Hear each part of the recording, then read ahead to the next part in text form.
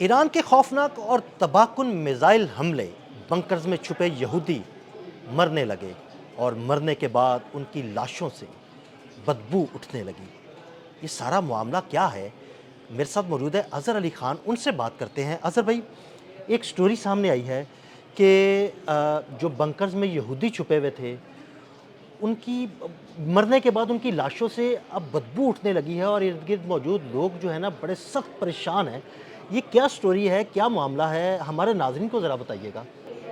یہ ایسا ہوا ہے کہ تل اویو میں نا مظاہرے شروع ہو گئے ہیں عدیل بھائی، اور مظاہرے یہ بڑی تعداد میں لوگ سڑکوں پہ نکل آئے ہیں۔ ان لوگوں کو ایکچولی بنکرز میں ہونا چاہیے تھا، کیونکہ یہ گھروں سے تو چھوڑ چکے تھے اپنے گھر، انہیں بنکرز میں ہونا چاہیے تھا۔ اب یہ بنکرز میں رہے ہیں کچھ عرصہ، لیکن ان کو اندازہ یہ ہوا ہے کہ وہاں پہ اب رہا نہیں جا سکتا۔ اس کی وجہ یہ ہے کہ وہاں بہت شدید تعفن ہے، بہت زیادہ بدبو ہے، اور وہاں پہ اب سانس لینا محال ہو چکا ہے۔ اس لیے پہلے وہ ایک سے دوسری جگہ جا رہے ہوتے تھے، اندر ہی بنکرز کے اندر ہی، لیکن اب وہ نکل کر باہر آ گئے۔ وہاں ہوا یہ ہے کہ انہیں یہ بتایا گیا تھا کہ جو میزائلز ہیں ایران کے وہ پینیٹریٹ نہیں کریں گے بنکرز تک، بنکرز بالکل یعنی محفوظ ہیں، بنکرز محفوظ رہیں گے اور ان کی جانیں بھی محفوظ رہیں جانیں گی۔ محفوظ رہیں گی۔ لیکن ہوا یہ کہ بنکرز تباہ ہوئے اور اس میں اسرائیلی مر گئے، اور مرنے کے بعد انہیں چونکہ وہاں پہ لوکل سروسز نہیں ہیں میونسپیلٹی کی، تو وہ وہاں سے لاشیں اٹھا نہیں سکے، لاشیں وہاں خراب ہوتی رہیں۔ اس کے علاوہ جو واش رومز ہیں وہاں پر وہ بہت زیادہ استعمال ہوئے، اتنے زیادہ استعمال کے لیے واش روم نہیں بنائے گئے تھے۔ اور آپ نے جیسے عامر بھائی اور آپ نے بھی ایک ولاگ کیا تھا، اور آپ نے بتایا تھا کہ کچھ ایسے وہ بنکرز ہیں جن میں تعفن اٹھ رہا تھا، اور جہاں پہ ہوا نہیں جا سکتی تھی۔ مطلب وہ کچھ ایسا ویلاگ تھا اور کچھ سٹوریز ایسی آئی تھی کہ وہ بالکل پائپ نما بنکر سے، جیسے بڑے بڑے نالے ہوتے ہیں نا، زیر زمین سیوریج کے پائپس ہوتے ہیں، ویسے پائپ نما بنکر سے ان کے اندر لوگوں کو نا رکھا گیا تھا، اسرائیلی یہودیوں کو رکھا گیا تھا۔ اور میں نے اور عامر بھائی نے اس میں یہ بات کی تھی کہ وہ بنکرز ایسے ہیں جیسے بالکل گٹر نما بنکر ہوتے ہیں، تو جب وہ تباہ ہوئے تو ان کو نکالا نہیں جا سکا، ان لاشوں کو۔ بالکل یہاں بھی ایسے ہی ہوا ہے، لاشیں نکالی نہیں جا سکیں، واش رومز بہت زیادہ یوز ہو گئے، پانی کا وہاں پہ انتظام ایسا سچ ہے نہیں، کیونکہ بہت ساری واٹر سپلائیز جو ہیں وہ متاثر ہو گئی ہیں، اور اس کے بعد جو ہے وہ وہاں پر پسینے کی بہت بو ہے، وہاں پہ لوگ نہا نہیں سکتے، بہت عرصے سے نہائے ہوئے نہیں ہیں۔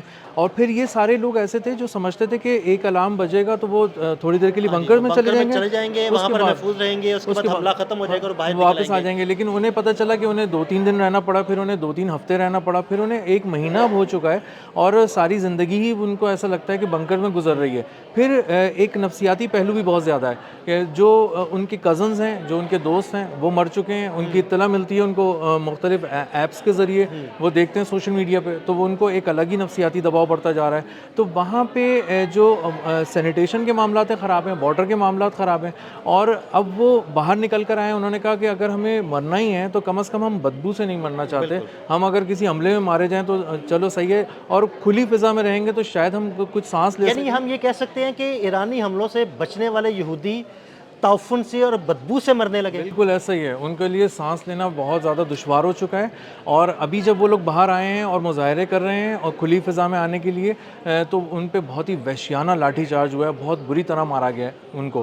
اور اس میں ایک خاتون کو جو مارا پیٹا گیا تو وہ یہ چلا رہی تھیں عبرانی زبان میں کہ میری پوری فیملی ختم ہو چکی ہے۔ وہ مختلف جگہ پہ تھے ان کے بچے، وہ نشانہ بن گئے، وہ نہیں رہے، تو وہ ایک خاص شیلٹر میں تھیں، تو اب انہیں بہت زیادہ بدبو فیل ہوئی، تو وہ بھی اس مظاہرے میں شامل ہوئی اور باہر آ گئیں۔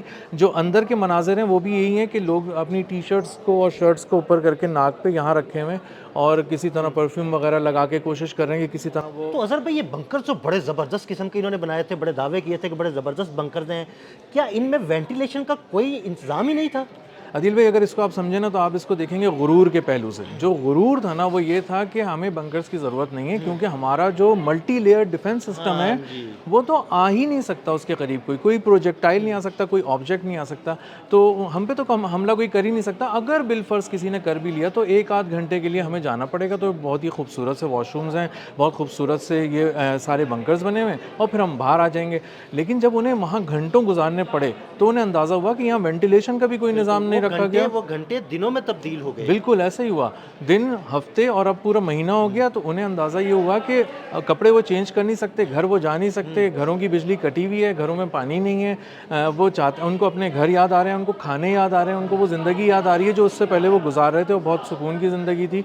تو اب ان کو اندازہ یہ ہو رہا ہے کہ ہم یہاں کتنے دن اور رہنا ہے یہ بھی کچھ نہیں پتا نا، کیونکہ ان کی جو پوری جو گورنمنٹ ہے وہ تو ڈسمنٹل ہو گئی ہے. اب وہ یونین کونسل آپ کہہ لیں ان کی جو وہاں ہے اس سطح پہ بھی کوئی میونسپیلٹی کا بھی کوئی انتظام نہیں ہے. کوئی انتظام ہی نہیں رہا بچا نا. دیکھیں ان کا جو بھی دفاعی نظام تھا، ان کا تھاٹ تھا، پیٹریوٹ تھا، ایرو تھا، وہ سارے تو ناکام ہو گئے، اور ایرانی میزائل مستقل اسرائیل پر گر رہے ہیں، لوگوں کے گھروں کو نشانہ بنا رہے ہیں، بنکرز کو نشانہ بنا رہے ہیں. اور جن بنکرز کے بارے میں وہ دعوے کر رہے تھے کہ وہ بنکرز جو ہیں وہ نشانہ نہیں بن سکتے، وہ میزائل لگتے ہیں، وہ نیچے پورا پینیٹریٹ کرتے ہیں اور نیچے جا کے بنکرز کو تباہ کرتے ہیں. جی ایسا ہی ہے. اور انہوں نے جب اپنی لوکل لوگوں سے سنا ہے نا کہ ان کی فوجی قیادت ان سے بھی زیادہ محفوظ بنکرز میں تھی، اور ان کو پتہ یہ چلا ہے کہ وہ جو ملٹی لیئر جو انہوں نے بنائے ہوئے تھے بنکرز، ان کو پینیٹریٹ کرتے ہوئے میزائل نیچے تک گئے، تو انہیں اندازہ ہو رہا ہے کہ ہم تو پھر بھی کسی درجے کے ہلکے بنکرز میں ہیں.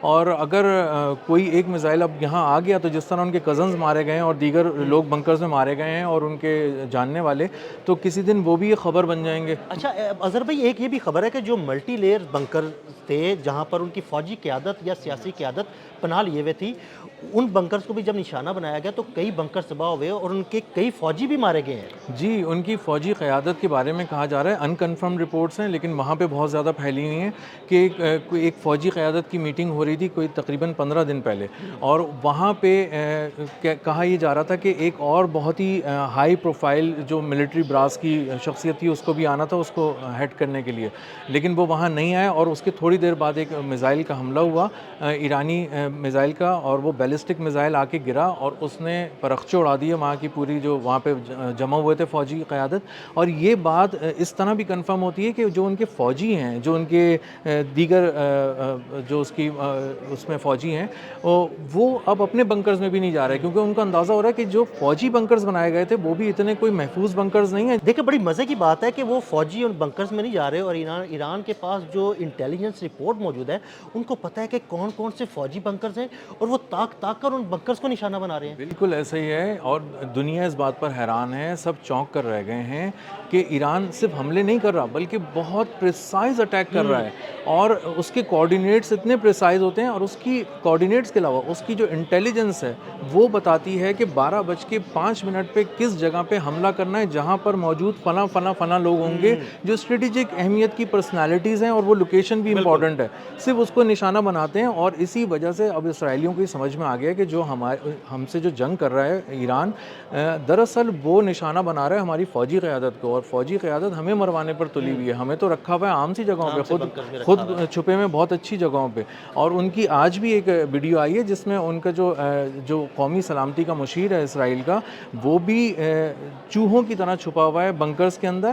اور یہ وہی آدمی ہے جو آج سے کوئی 15-20 دن پہلے کہہ رہا تھا کہ کدھر ہے ایران کی قیادت، باہر نکلو، اگر ہمت ہے تو سامنے آؤ. اب آئے نا سامنے. اب اس کی حالت خراب ہے، وہ کسی سے مل نہیں سکتا، آنکھیں نہیں ملا سکتا، اور اپنے لوگوں کو جواب نہیں دے سکتا. لوگ اس کو نوچنے پہ تلے ہوئے ہیں، کیونکہ لوگوں کو اندازہ یہ ہو رہا ہے کہ نہ ان کے پاس کھانا ہے، نہ پانی ہے، نہ پہننے کو کپڑے ہیں، نہ جیب میں پیسے ہیں، نہ مارکیٹس کھلی ہوئی ہیں. آپ کہاں جائیں گے؟ اظہر بھائی ایک اور زبردست بات یہ ہے کہ بہت سارے اسرائیل سے بھاگنا چاہتے ہیں.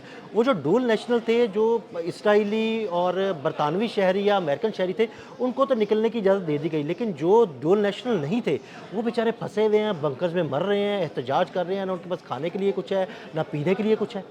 عدیل بھائی آپ اس سے اندازہ کریں کہ مقدس زمین جو ہے نا وہ اگلنا شروع ہو گئی ہے یہودیوں کو.